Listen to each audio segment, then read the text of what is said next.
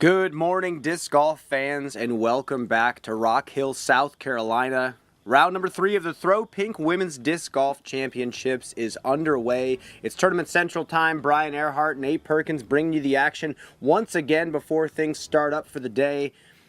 Nate, we have one of the most exciting lead cards that we've seen in quite some time. 4 of probably the longest throwers in the entire division. Nate, what do you make of what you're seeing right now?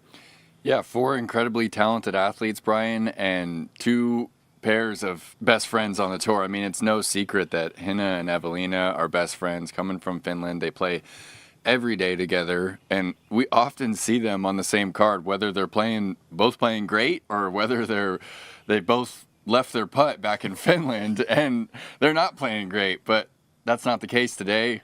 This weekend, they're both putting. Evelina had some putting woes yesterday, missed 6 inside the circle, but she still finds herself on top of the leaderboard. I don't think anyone is more confident off the tee than Evelina right now. I mean, her pace into that front foot, Brian, the brace that she has and the lines that she's throwing, she's just beelining it at the basket. We're going to take a look at some of Evelina's round. This is what I'm talking about. Just the pace, the commitment there. Yeah, she has such intention. She's able to take these stable discs and rip them so hard that they stay flat and they push forward. I love the style. She doesn't overshape the disc. And on a course like this is exactly how you want to play disc golf. Not too cute, to say the least. Throwing the skip shot here on the beach hole, number 6. No problem. Bullseye for her there. I mean, look at the way she's throwing. She throws very replicatable lines. She can down tempo when she needs to. She can extend when she needs to. Nate, my question for you is, you look at this lead card, is this a function of the course, or are these 4 players just having a fantastic week? And it just so happens that they're the 4 longest throwers in the division. Yeah, I mean, I really feel like it's a thrower's course. Of course, the putt's going to matter, but if you can't keep it in bounds, you can't give yourself looks, you're not going to be double digits under par like we see everyone here. And Evelina on hole 18 just making it look easy there for that birdie, coming back after the double bogey on 17, and that got everyone on that lead card yesterday. We've been saying it all week, Brian, the amount of pitfalls here at Winthrop. There's not one player in this entire field, man or woman, who's been able to avoid all of it through 36 holes. So we did talk to Evelina after her round yesterday. She's such a joy to talk to. Let's take a listen. It was fun. I really enjoyed, but yeah, it was also tough to play. I missed so many putts, but yeah, it was fun. Yeah, you seem just a little timid from that 25-foot mark, which you've been hitting over the past month or so. What specifically causes that, or are you able to dial in what causes that? Today I felt it was so humid, so my putters felt so sticky, and I used my whale sack, but I still couldn't trust it. I was thinking those grip locks all the time, and I missed all my putts, I think, on the left side. So I just couldn't trust those. Yep. Well, you still find yourself out the top of the leaderboard. Are you surprised that you're still leading the tournament after missing 7 putts inside the circle? Yes, I'm surprised. Well, Nate, it's interesting. A lot of the European players coming over here have talked about grip and talked about humidity as being a problem, because when you play in the Carolinas, you're going to deal with humidity, and the discs are going to get sticky if you're not really careful about your grip solution. So I've seen players even go as far as taking climber's chalk and actually just dousing their hands in it. We've seen it time and time again. Nate, is this something that she's going to have to overcorrect on today? Yeah, I think that grip is not really talked about as much in our game, and it's something that we should really key in on a little bit more, because it is one of the most important aspects of getting the disc out of your hand clean. And when you're not used to this humidity, they don't have that up in Finland. It doesn't feel the way that it does down here. I mean, it's 80% humidity this morning, taking a look at the Canada current conditions right there. And we see some players taking use of that climber's chalk, but in my opinion, I feel like that is how you get the most consistent grip, is just to use that all season. I mean, think of players like Mason Ford, Gannon Burr, just every single time they putt or throw, they're dousing their hand in it. So curious to see how Evelina handles the conditions today, because it's a little bit more humid this morning than it is yesterday, Brian. another player that we need to talk about is Evelina's best friend, Hinna Blomru, who is also so confident off the tee right now.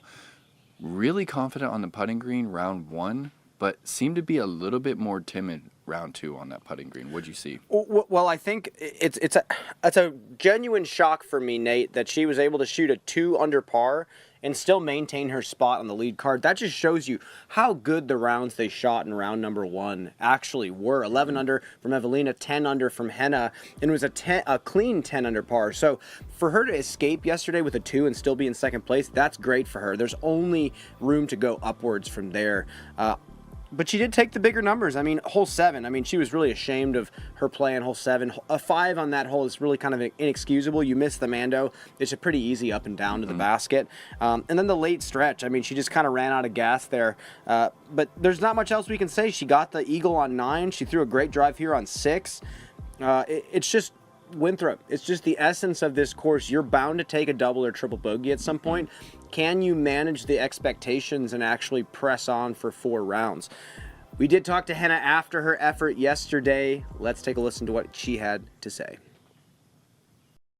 How'd you feel about the 2 under par effort?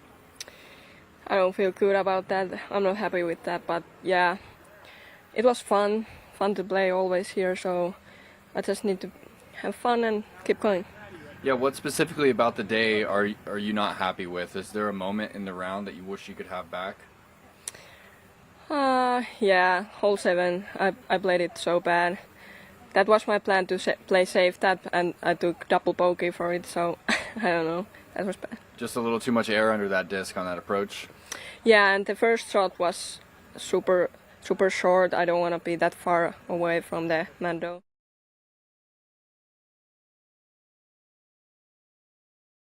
Well, Henna does have an opportunity to take the lead today. It's going to be very interesting. There's quite a few players chasing these 2 Finns down, including another set of best friends that have been traveling and playing together all season long, Ella Hansen and Holland Handley. Nate, let's talk about Ella Hansen first. I mean, 10 under par yesterday. She played fantastic, and she still missed 4 circle 1 putts. This was just a career performance off the tee. Always exciting to see her on the lead card, but I'm looking forward to seeing how she manages this course and how she compresses her power to stay accurate.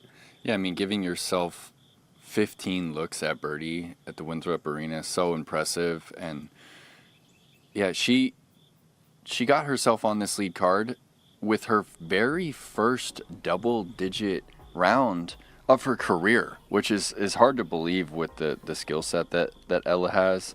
Got to talk to her a little bit after her round, and she said she really just found a different state, found that flow state yesterday. She said she really didn't have to make a lot of putts. Look at the tap in there on 12. Here we go up to 15.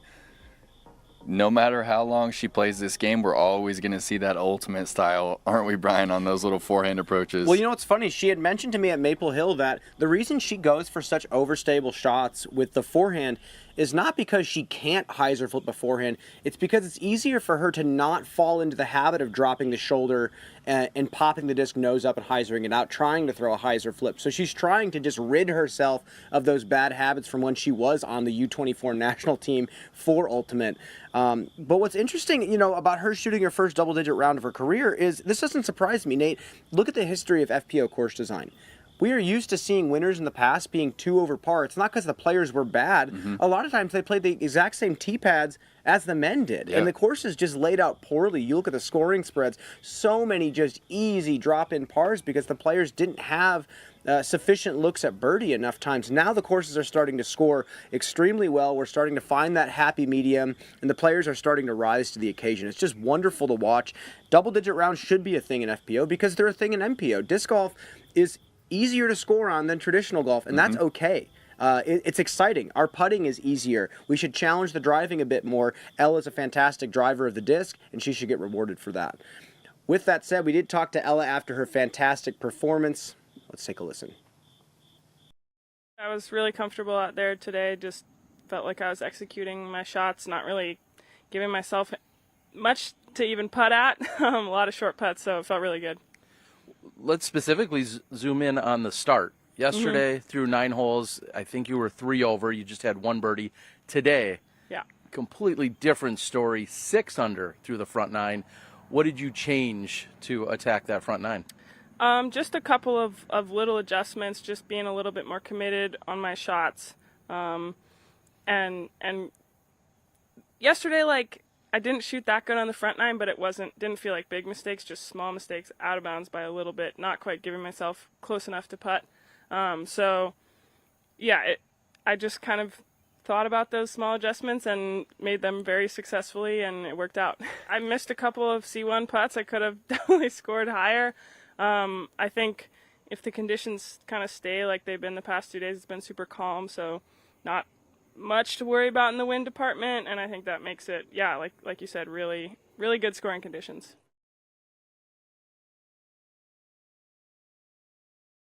Well, we talked about scoring conditions in that interview with Ella. Today, Nate, different scoring conditions. The wind is going to be cranked up to about a 7 out of 10. Talk about it, Nate. Well, it's been under 5 miles per hour out of the northeast the past 2 days, which is ideal scoring conditions. That is what players practiced in all week. Today, we're talking about 10 to 15 with gusts up to 20 to 25 out of the north-northwest. So it's going to be a little bit different of a direction, and it's just going to be turned up. Brian, you said it, 7 out of 10. That is the biggest difference in how this course scores. That's the reason why, if you look at the history of both Throw Pink and the USDGC, there is not a consistent winning number. When James Conrad won, it was 19 under par, and there's been years where 40 under par didn't net you the victory. So the biggest difference is the conditions, and today we're finally going to see how players keep it in the ropes or keep it in the rocks here at the Winthrop Arena now. Well, and again, the current conditions just said 3 miles an hour. That's not actually far off right now. It's very calm. But in the next hour or so, it's about to ramp up to exactly what you were just talking about. So the players are going to have to manage some expectations out there. One of those players that I feel like has the ability to manage the wind very well because of her speed and ability to throw an overstable disc flat is Holland Handley. Played herself up to the lead card. She's 10 under par total, 4 off the lead. I like her chances out here. Holland has come so close to giving us brilliant performances and has come up just a hair short. But she said she's just getting started. I mean, her disc golf career is as young as Ella Hansen's. They're still working the kinks out. It's still a trial and error period. I mean, Holland is still working on her form. She's still working on these little technical elements of her game, and she's still learning, and she's here on the lead card at a major championship. What do you make of that? Well, she's the only player in the field to go bogey-free yesterday, Brian. She did it with 5 OB strokes. That's just unheard of, to go OB 5 times and not card a single bogey. And I really like what you keyed in on about the speed, because Holland has the speed. All 4 players on this lead card know how to throw fast, but they also know how to throw flat. Like, Holland knows how to fight the wind. She knows, she gets those buzzes so flat. She gets those drivers so flat. The thing that I'm going to be keying in on today is I still haven't seen her new putt. You talked about her switching to the nose down putt, and when you switch to a putt like that, when the wind gets up, like, it really starts to make you overthink things, because if you get that nose too far down in a headwind, it's just going to get slammed. When for years now you've been getting that lift on those headwind putts. So do you think she's going to have to make an adjustment on her release angle for those putts? Well, Nate, it's funny you mentioned that. I think of some of our best nose down putters, like a Kevin Jones or a Ricky Wysocki. They've all supplemented that nose down kind of dive bomb push putt with a spin putt, a raw, flat spin putt, because of the fact that headwinds are a nightmare when you have to putt that way. So we'll have to see. I mean, this is a brand new putt for her. And the thing is, when you are a push putter and you're not a raw spin putter by default, you are more focused on picking parts of the green where you can get that favorable tailwind. You have to over-focus on where you place your approach shot. Sometimes finding the bullseye is not exactly what you're looking for. So I'm looking forward to seeing her continue to evolve. We've watched her evolve all season long. She's given us some phenomenal performances. Let's hear what she had to say yesterday after her great round that got her on that lead card. 3 holes you went OB, all leading to over par strokes. Today, 5 times you go out of bounds and you stay bogey free. Was it really 5 times? Make sense of that scorecard for us. Okay, I think one of those might have actually been a foot fault penalty, so maybe 4 times. But that's the thing. The kind of OB I'm okay with is what I had today, where it's an otherwise good shot. You just get a little unlucky and kind of trickle OB. That's what happened on hole 2. I thought I threw my zone perfectly, and I got just way more ground play and ended up a few inches OB. Hole 2 almost made it. Hole 3 almost made it, over and safe in a good spot, and it just kind of like hit and popped back into the OB.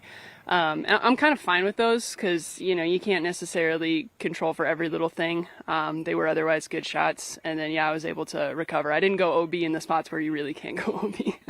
Well, the fact that you still had a bogey-free scorecard is in itself very impressive.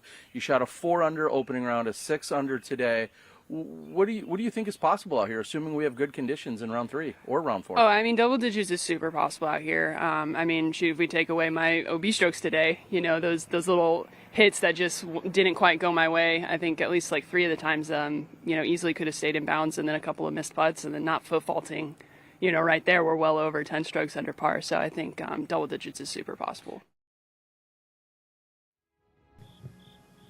Well, it's shaping up to be an exciting lead card day for the FPO Division at the Throw Pink Championship. Look here, Holland Hanley proposes that the lead card maybe have a little side wager as well, little besties doubles.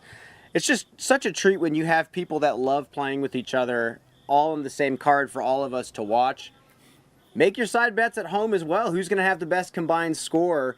With that said, we have a phenomenal chase card as well. We have Kristen Tatar, but also the phenom, Eliezer Midling. We're going to talk her after the break.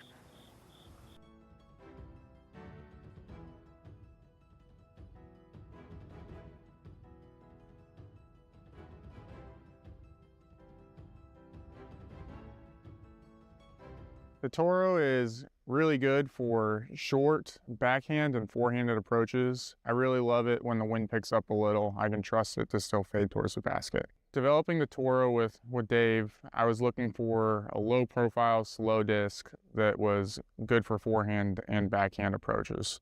And through several iterations, we finally landed on this disc. Having my name on it, it's just, the cherry on top.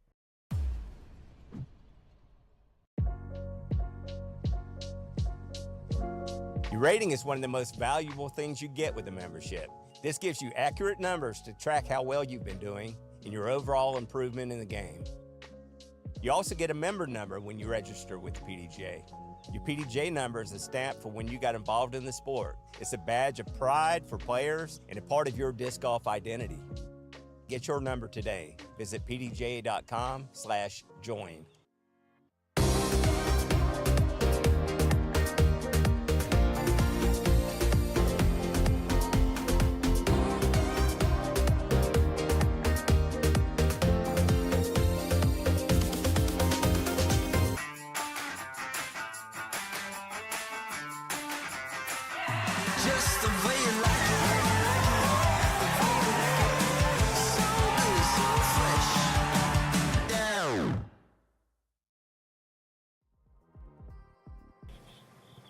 Watch the Throw Pink Women's Disc Golf Championship and more upcoming live pro disc golf events here on the Disc Golf Network.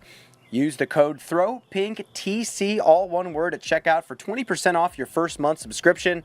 Scan the QR code or hit the link in the description below to subscribe today and wrap up the 2023 disc golf season and take in some of the wonderful off-season content as well. With that said, before we wrap up the season, Eliezer Midling is chasing after her first major title after just recently breaking onto the scene and putting on a serious show. Let's take a listen to what she had to say after her round yesterday. You said that the nerves were present, but from our perspective, we couldn't tell. You threw some great shots. How are you feeling about your round? I feel better now. The last 2 holes were rough, but it was fun. I mean, I'm getting to play with Kristen and Evelina and Henna. I mean, I'm just having fun there. Well, they were all really impressed by your game. I mean, both of them just said in their interview that they see a future champion in you, and I think a lot of disc golf fans out there saw what you're capable of.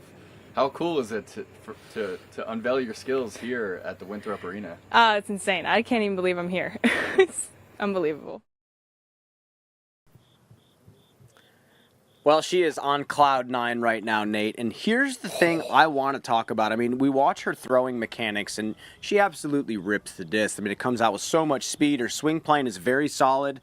The one thing that I noticed, Nate, obviously she has the KT tape on the left elbow. So her off throwing arm, I noticed when you watch a slow motion of how she engages that off arm on a power drive, she folds the shoulder inward, she drives the thumb in, but the back arm is slapping up against the back leg. And yes, her off arm engagement is fantastic, but I think this is what's causing some of that hyperextension on that left arm. So it sounds like she is going to go out and get a compression sleeve to just kind of keep that in a little bit better position. And that's something that I wouldn't overthink either. I mean, what she's doing is great. I mean, she's folding the shoulder in, she's helping the torso rotation. All of that is good. It's just that last second slap against the leg, and I hope it doesn't get worse, but it sounds like she's already aware of it and she's able to fix that. But Nate, she is blowing us away. Yeah, that putt right there on 9, Brian, that was the biggest moment of the round for me. Of course, the obvious, bit about Eliezer is the power, but the poise that she had in those pressure moments. I mean, the putt for par when she's staring OB dead in the face and to commit with the speed on the putt, that was where I was shocked. Like, wow, okay, this girl, 16 years old, is the real deal. This is the biggest stage that you can play on. Beautiful approach right there on 13. So I want to ask you, Brian, you said that she doesn't really have to overthink it, but do you think that issue with the off arm and the pain that she's experiencing, does she need to change anything with her form, or will we see her? I mean, how much is the left arm going to be an issue for her when she's competing? Well, I think it's not going to be an issue at all. I think it's a paralysis by analysis situation where if you overthink something like that, you're going to throw off your timing. I think her timing right now is beautiful. So I think the body over time is just going to say, we're playing a lot of high-level disc golf and throwing a lot of hard shots. We're going to kind of change the way that we react. I don't think she should change a thing. It was just an observation. I mean, we haven't seen a player with off elbow issues. So I'm hoping that it stays okay. It sounds like it's a new issue for her, so not a problem whatsoever. I'm excited to see her play the rest of the week. She's playing against Kristen Tatar, undisputed best player in the world right now, Nate, two-time world champion, Grand Slam winner for the very first time. Kristen is playing okay, but she's a few strokes off the lead. Nate, is she out of it completely? Certainly not out of it, Brian. I mean, she's 5 strokes back. I believe UDIS still gives her over 50% chance of winning, even being 5 back. And it seemed like something was off yesterday. Obviously, she didn't execute, but more than that was the emotion that we saw from her. I mean, we really haven't seen her head in her hands since back in, Austin, where she had that over par round. I mean, the consecutive mistakes is what we're just not used to seeing. Every time this season that Kristen has made a mistake, she has rebounded right away. But that stretch from holes 2 through 8, we just are not used to seeing it. But she still shot under par, Brian. So, I mean, we're really picking this apart at this point. I mean, she's 5 back. We just talked to Ace Run Pro is going to be filming them on her on the chase card. What is it, the 3rd time all season that they've had her on the chase card? Because she's just so used to just riding that wave that she's on. And we saw her face some adversity yesterday. Honestly, it's probably going to help her become a better player, and I think she's going to bounce back. She has 2 rounds left, and UDIS still gives her a pretty strong chance at winning this title. And I think the thing is the endurance mentally and physically over a 4-round tournament. So Kristen is better with that than anybody in the division. Evelina and Henna have to stay strong. They have to stay resilient over these next 2 days as the wind starts to pick up, as the gallery starts to grow, and as the tension starts to rise. So we'll just have to see how she shapes up. But really, I think Kristen is right there taking this championship down even still. She just has to put together a good round today. Alexis Mahano has stayed on the chase card. She is playing some solid golf right now. Nate, is Alexis going to give herself an opportunity to jump onto that lead card? Yeah, it would be great to see that. I mean, with so many people playing at a high level this week, good to see her on that chase card. We saw her cashing from the middle of Circle 2 several times yesterday. We saw a beautiful throw in. Here it is, hole 8, little forehand from 160. cashed it. That's for the par. She's 1 over through the first 8 right there. So really slow start. Really got things cooking there on that back 9. She's a solid player, Nate. She's got all the fundamentals down. She's got a really nice backhand. She's got good shaping. She's got good landings, good control. The forehand has really come along over the years. And again, she's a great long putter. And on this course, you're going to have to hit some longer putts. You're not going to get bullseyes every single time. I think she has an opportunity to put together much better than a 4-under. I mean, that back stretch is great, 16, 17, 18. But you got to get 1. You got to get 4. You got to get some of these shorter par 3s that give you an opportunity to score. You got to get hole 7. A lot of birdies left on the table there, so lots of room to grow.